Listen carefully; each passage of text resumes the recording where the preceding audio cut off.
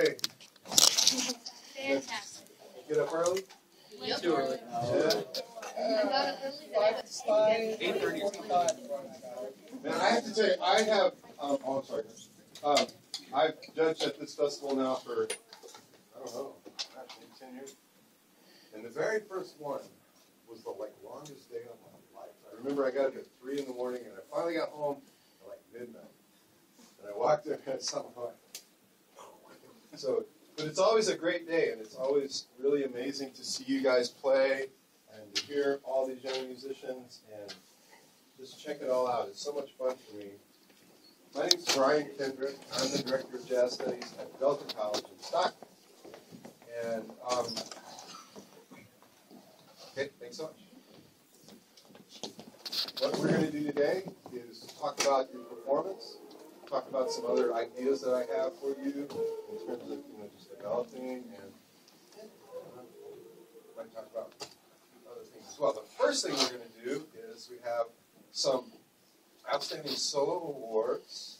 And by the way, lots of good solos. Really, it was great to see, all the soloing happening. And so for Barry Claire here, hey.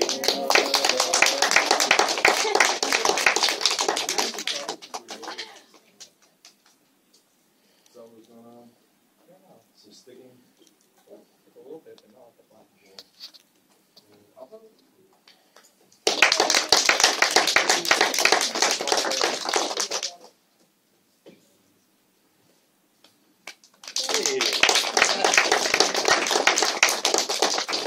Okay, great. I want to talk about some things, just kind of bounce it a little bit here and talk about different things. Of course, I'm here to give you ideas on how to grow and get better generally, but I want to talk about some specific things. First of all, what is the difference? I'm going to ask you a question.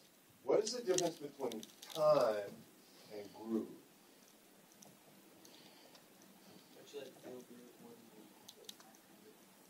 Okay, so time and groove. And so, wow, that looks like some of my artwork. Okay, so if we talk about time and groove. All right, so you're saying feel, right? Like, whatever that means. Yeah, but I think I understand what you mean. Yeah. Time is what's expected out of you, but groove is how you interpret it. Okay, so expected, interpreted. Right? Okay, good. Yeah. Time is more rigid, like up, down, and groove is just more like let back. Let back? Like laid back. Laid back. Okay, good. There's no right or wrong answers. I'm just looking for one here. Oh, there it is. Time is just there, and it forces you to pay attention to it. But when for a groove, it's when everything falls into place and the planets align and everything's working just right, and everybody's doing well, and the whole band just kind of feels the music. Do you mind if I transcribe that so I can use that for my answer? Okay. No, that's really great. No, that's a really great answer. And so it really boils down to, that time is very objective. It's about the metronome, right? It's about that, the metronome is telling you we're going 120 beats per minute. And for me, that's very important. Groove is cultural. It's about a lot of different things. It's about how you feel music, how you internalize it, where does it reside? Where does groove reside? And where does that sense of group cohesion reside? How do we get that? And what are the elements that we need to pay attention to make that happen? The background's like drums and a piano. Okay, let's write this all down. By the way, I'm going to have to give them this one a shot already. Okay, so these are the elements. Let's just call these the elements, okay? Elements that we're going to really be paying attention to. Now, you said backgrounds. Okay, that's good. What else? Just the whole rhythm section, they have to really click together because they're the heart of the band, and if the rest of the band doesn't have them to lead them, then it kind of falls apart. I'll just grab some key terms that you guys are talking about. These are all really good points, okay? Yes. Like when like a soloist or even like the whole band kind of has the like psychic connection with the bass player, the drum player, and they know what they're gonna do. So I like to call that lock. You know, when it's locked, and everybody understands, you know, what that figure is supposed to sound like. Yeah. Supporting the soloist. Supporting soloist.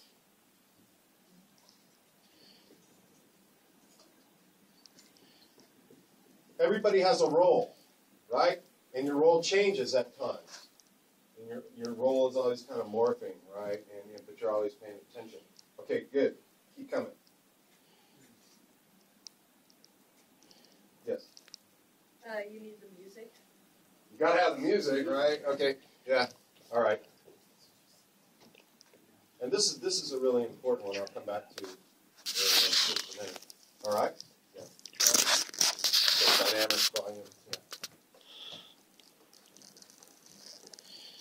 Yep. That's relations. Relation. Right. Yes, sir. Feel. The groove. Yes, ma'am. Paying attention to the director. Yes.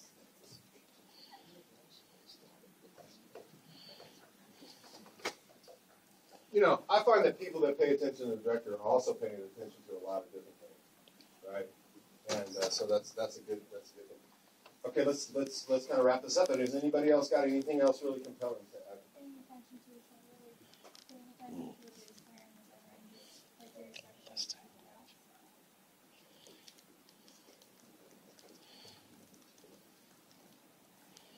Yeah.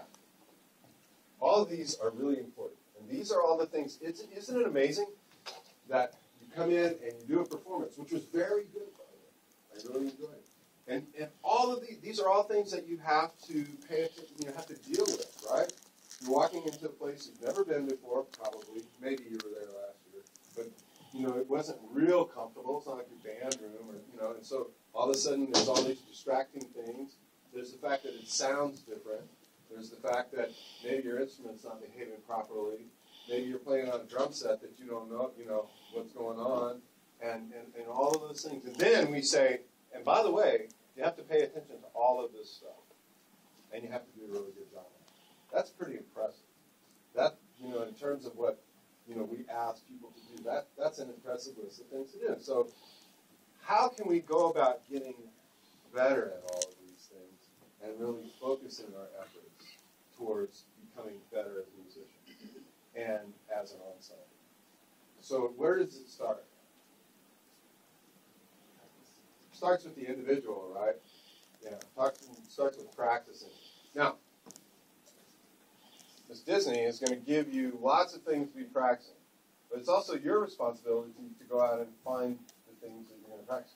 You know, I learned how to play drums, I don't know how well, but I played drums for a long time before I was ever in a band, you know, and I learned by just listening to records, you know, and you know, like what they call transcribing, you know, just trying to understand what the players are doing. I was also playing trombone as well. And so you have all these resources for you that, honestly, if they didn't exist in my day. You know, for instance, what are the resources that you could access for self-learning? You know, just go out there. Because honestly, if we dropped you on a desert island that had the internet, you could come back and be like Sonny Rollins. Yeah. They have all these websites that you can go onto and now download pieces of music. Right. Internet, yeah. YouTube, yeah. They stole mine.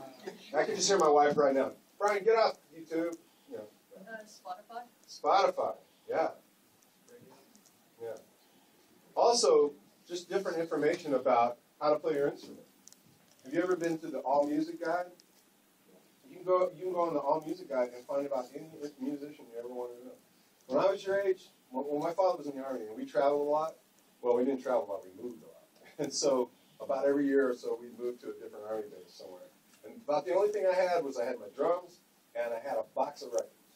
And I was always trying to buy new records. But I had about 50 or 60 records. And the thing is, I knew each of those records really well. I knew everybody that played on the record, and I could play along with all of them, or most of them. And nowadays, there's so much information that it's almost like too much, right? And you have to learn how to kind of focus that out and get into your practicing. Now, I want to talk about now that we've talked about that. I want to talk about some of the things I'd like to hear you guys practicing. First of all, in the brass, I need you guys to get your bells up more. Okay, you need to do that in terms of several different reasons. First of all, it's important because it helps the sound, and it's the way that the physics of the instrument works the best. And it's also important for the interaction between your embouchure and your mouthpiece. Because if you're down like this, what happens? Look, what are you pinching up? Your airflow. Got to get it up. Got to get that sound out. It also helps in many, many different ways. Because, first of all, you're going to have better pitch. You're going to have better sound.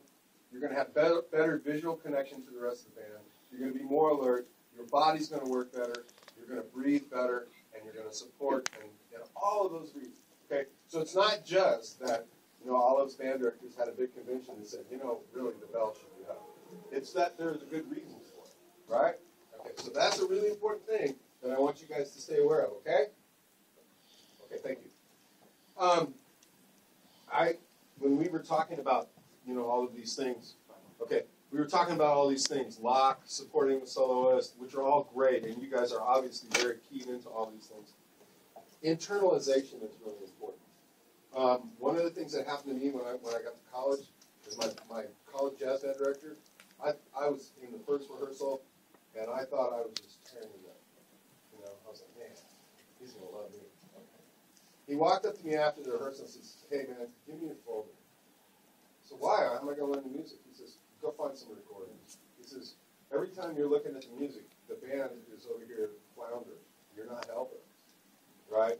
And so I went, I memorized the music, and I came back, and I was much better. And then he gave me the folder back, and he says, I just did that because I want you to really realize that the focus of attention has to be internal. It has to be that all of the things that you're doing really have to be internalized. And that we're singing and that we're hearing all of it together. And so your comments about the rhythm section being, in lock are very valid. But everybody's responsible for the time, right? Everyone is responsible to make sure that that works. And it's never good to have arguments about it. You know what I mean? Like that argument. No. It's about that everybody is responsible, and personal responsibility is very important. In the ballad, you guys, on Emily, you play drums, right? Yeah. Okay, so nice drumming. What I would like for you to work on is to be able to feather that bass drum a little bit more and be a little less predictable with it. Good. And then also incorporate your hi-hat into it to help the band have a little bit of forward motion. That's another important concept for me is forward motion. No matter what the music is, I like it to have that sense that it's really moving forward, that it's not stagnant, that the time has this sense of urgency about it. Let the melody sing. In the brass, if we had been really focused on tone production and sound and what the melody was doing, I think that would have been better. And a lot of that goes back to what we just talked about, right? So, good, but that would make it better. On the last tune on Blue Bossa, you guys, when you play backgrounds, what you need to really focus on is that they're not throwaways, that they're really precise, and that they're really in tune. A lot of times, the last thing we get to is, oh, wait, there's background.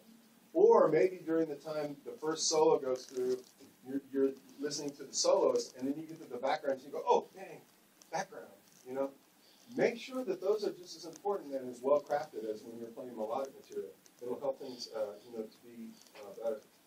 Good drumming on the end there, and I would urge you to memorize all that, that stuff, so you're not having to think about looking at the music, because it seems like you really did have it memorized. Yeah. But I saw you like this, and your ideas were fantastic, and you did a really great job. Now, get out of that and get into the internal part of it. so that you're really hearing that band. You know, and just, you know, get into your bedroom when you're practicing your drums and think about different varieties of fills that will work in that. And when you're free from that having a, you know, visual thing, then I think you'll come along. And then just the last thing is make sure at the end, the very ending thing, don't let it lag. It kind of lagged a little bit on the end of Bubasa, the time and everything. Okay, does this help? Hope so. And I appreciate you guys today very much, and thanks for performing, and I look forward to hearing you again down the road. Okay, take care.